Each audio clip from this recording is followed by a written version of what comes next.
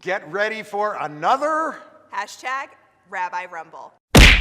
So there are times where the arguments in Jewish tradition might seem a little arcane, that, something that happened 2,000 years ago, when we look at it through a lens of 2016, just doesn't make sense. Yeah, but there's still a usefulness and a purpose to going back and understanding those texts in their context. So one of them is, Ve'ahavta l're'echa kamocha. Love your neighbor as yourself.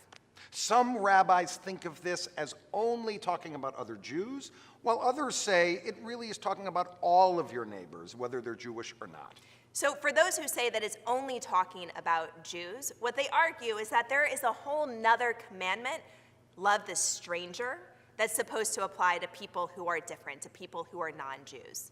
Yeah, but in the Bible, re'eh, neighbor, it's not just used to talk about Jews. In Genesis, before there was such a thing as a Jew, in the story of the Tower of Babel, everyone was the same and all neighbors were all different religions.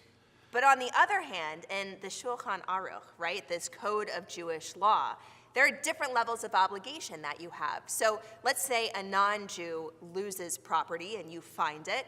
You're under less of an obligation to return it to them than if you find something that belongs to your Jewish neighbor. Yes, but there's that story of Rabbi Shimon ben Shetach who bought a donkey from a non-Jew. He brings the donkey home and he finds attached to his neck this beautiful jewel. And all of his students are like, oh, how lucky it is that you got that jewel. But he says, what am I, a barbarian? I'm going to return this to its rightful owner. Right. And I think that what's so great about that story is what he captures is regardless of whether neighbor, re'ah, technically means Jew or it means everybody, we still have this imperative that we're supposed to treat everybody with dignity and love and respect. I completely agree with that. So we can agree to agree?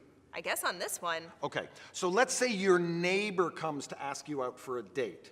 Does it matter whether they're a Jew or a non-Jew? So this is a little awkward because my neighbor's married. Oh.